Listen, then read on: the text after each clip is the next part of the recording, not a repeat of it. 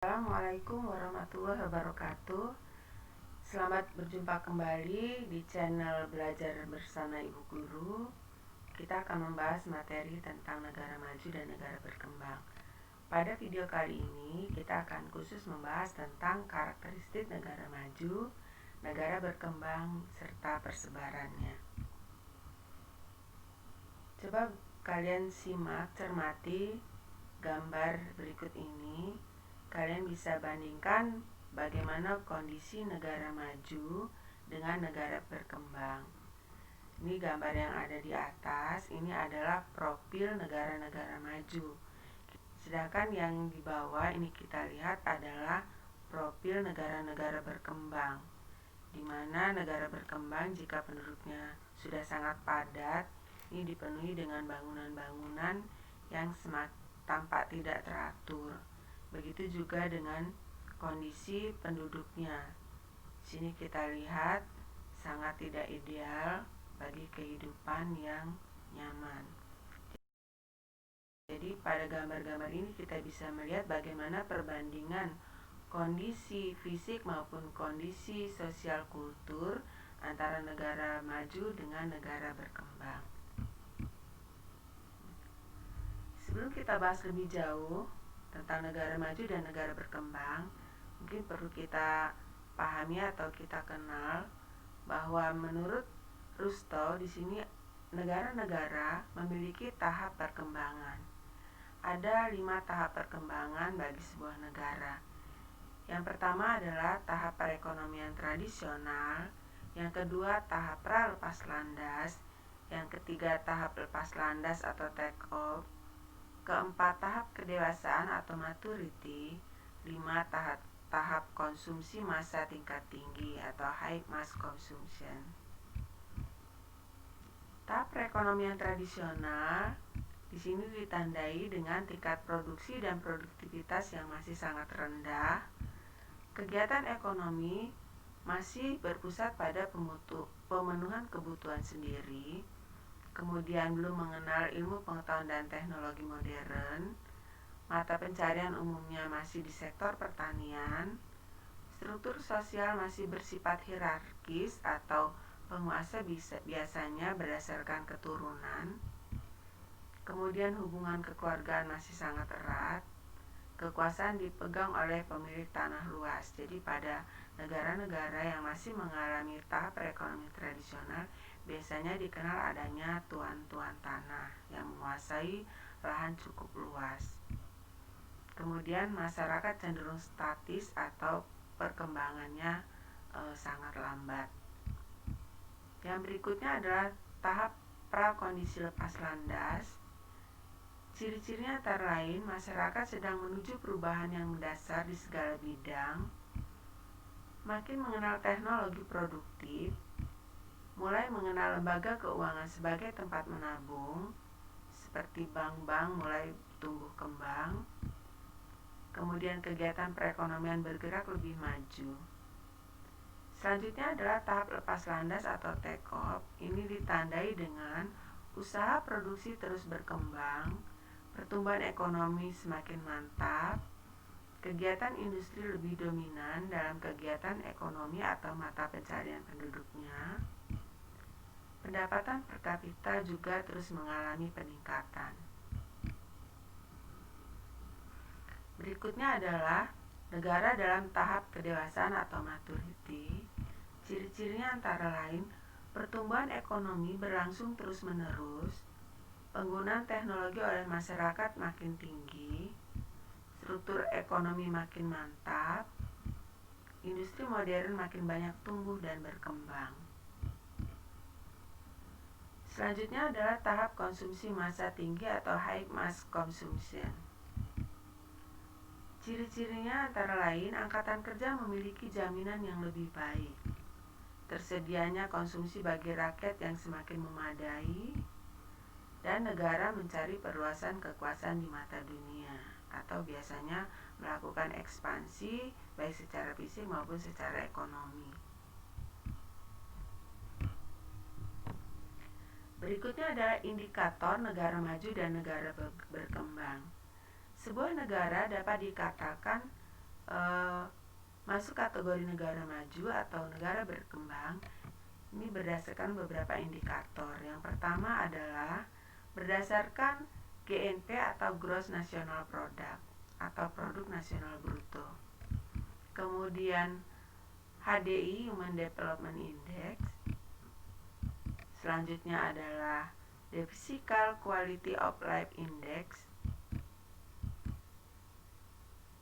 Yang berikutnya adalah berdasarkan besaran per kapita. Kita lihat dulu yang pertama, indikator negara maju dan berkembang dilihat dari pendapatan nasional atau Gross National Product. Berdasarkan pendapatan nasional atau Gross National Product, ini bisa dilihat dengan 3 cara. Yang pertama berdasarkan cara pengeluaran, yaitu menentukan pendapatan nasional dengan menjumlahkan seluruh pengeluaran masyarakat atau Gross National Product. Yang kedua adalah cara produksi, yaitu dengan menjumlahkan nilai produksi barang dan jasa yang dihasilkan dari berbagai sektor ekonomi yang dilakukan oleh seluruh masyarakat atau disebut juga dengan Gross Domestic Product. Yang ketiga, dengan melihat atau berdasarkan cara pendapatan, yaitu dengan cara menjumlahkan seluruh besaran pendapatan atau balas jasa dari seluruh faktor produksi yang diterima oleh seluruh masyarakat di wilayah negara tersebut atau disebut juga dengan national income. Selanjutnya, bagaimana cara kita menentukan pendapatan per kapita sebuah negara? Pendapatan per kapita dapat dihitung dengan cara yaitu membagi Gross National Product atau produk nasional dibagi dengan jumlah seluruh penduduknya. Maka hasilnya itu menunjukkan pendapatan per kapita atau pendapatan rata-rata penduduk di sebuah negara dalam jangka waktu tertentu yang biasanya adalah dalam waktu 1 tahun. Indikator negara maju dan negara berkembang yang berikutnya adalah berdasarkan pendapatan per kapita. Pendapatan per kapita tadi sudah disinggung adalah pendapatan rata-rata penduduk suatu negara dalam 1 tahun atau diperoleh dengan cara pendapatan nasional dibagi dengan jumlah seluruh penduduk. Indikator yang berikutnya adalah berdasarkan Indeks Perkembangan Manusia atau Human Development Index. Alat ukur dari Human Development Index untuk mengetahui apakah negara itu masuk negara maju atau negara berkembang. Di sini ada 3 alat ukur atau 3 indikator. Yang pertama yaitu hidup yang sehat dan umur yang panjang. Yang ini didasarkan melalui tingginya angka harapan hidup atau life expectancy. Yang kedua adalah dilihat berdasarkan tingkat pengetahuan yang diukur melalui angka buta huruf atau literasi. Yang ketiga adalah standar kehidupan yang diukur melalui Gross Domestic Product per kapita, yaitu daya beli masyarakat yang biasanya diukur dengan nilai dolar Amerika.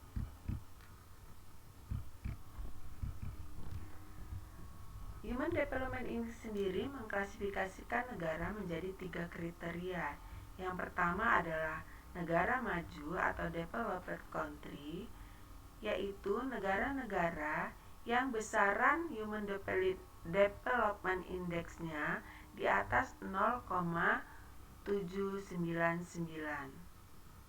Yang kedua adalah negara berkembang atau developing country, yaitu negara-negara yang besaran Human Development Index-nya berkisar antara 0,500 sampai 0,7999. Yang ketiga adalah negara miskin atau less developed country, yaitu negara-negara yang memiliki besaran Human Development Index di bawah 0,5. Yang berikutnya,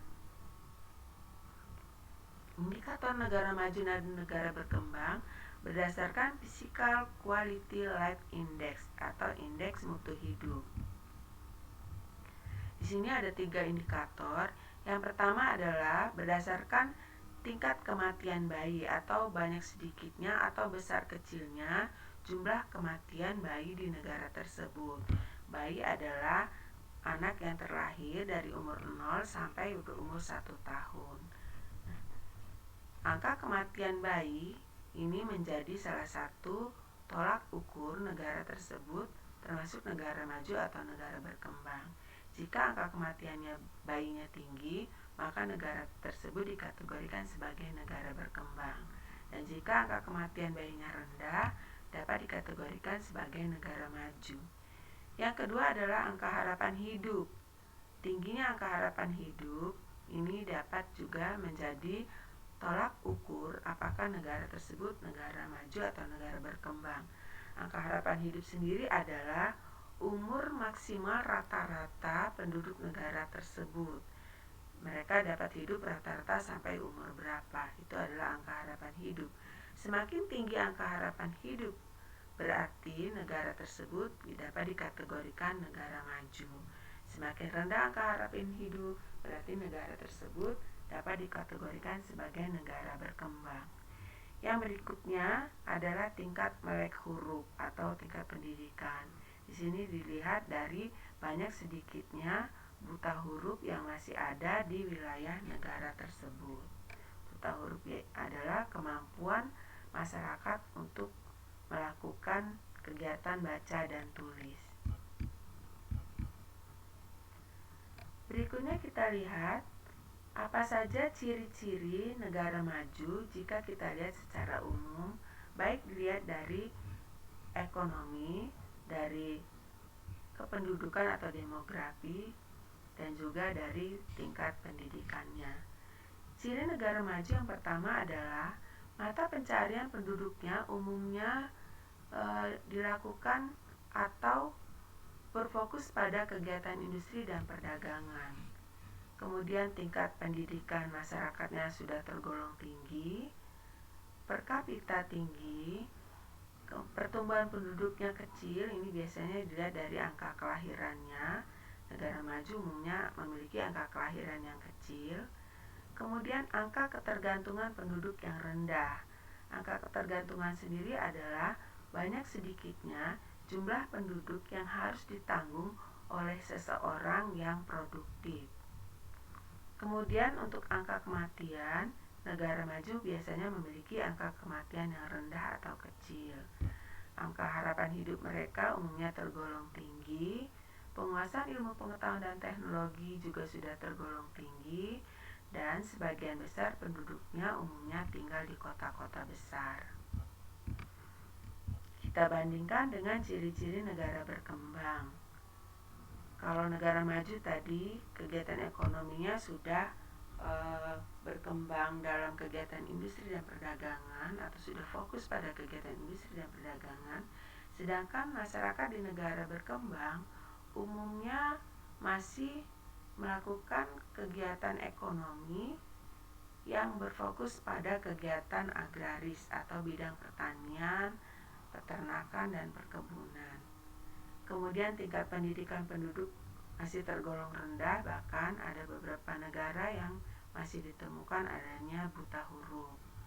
Kemudian per kapita penduduk rendah atau pendapatan penduduk rendah.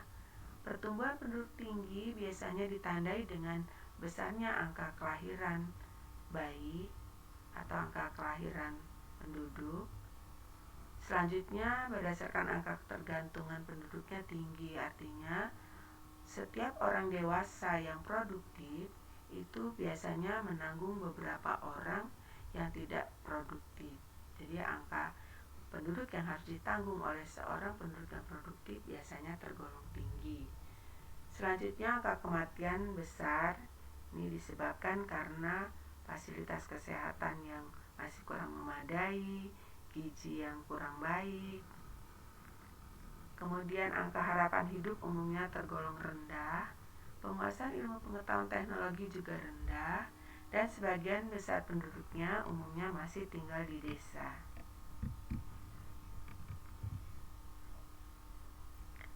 Berikutnya adalah peta persebaran negara maju dan negara berkembang. Berdasarkan peta pada slide tersebut, kita bisa melihat di sini ada perbedaan warna, di mana belahan bumi utara itu berwarna kuning cerah, sedangkan di belahan bumi bagian selatan di sini berwarna kuning kecoklatan atau oranye gelap. Nah, pada legenda di sini tertulis bahwa yang berwarna kuning cerah adalah negara-negara maju, developed countries, negara-negara yang sudah maju. Jadi umumnya negara-negara maju ada di belahan bumi bagian utara dan Australia serta Selandia Baru yang ada di selatan. Nah, pada peta yang berwarna oranye gelap atau kecoklatan ini adalah developing countries atau negara-negara berkembang. Ini adalah persebaran negara maju dan negara berkembang. Selanjutnya, tugas untuk pertemuan kali ini adalah membuat peta persebaran negara maju dan negara berkembang. Langkah-langkahnya adalah yang pertama, membaca literatur tentang persebaran negara maju dan negara berkembang. Kemudian kalian siapkan atau kalian print out peta dunia yang berupa peta dasar tanpa warna dan tuliskan nama-nama negara yang ada di setiap benua. Selanjutnya beri simbol warna untuk masing-masing kriteria negara tersebut pada peta dasar yang telah disiapkan.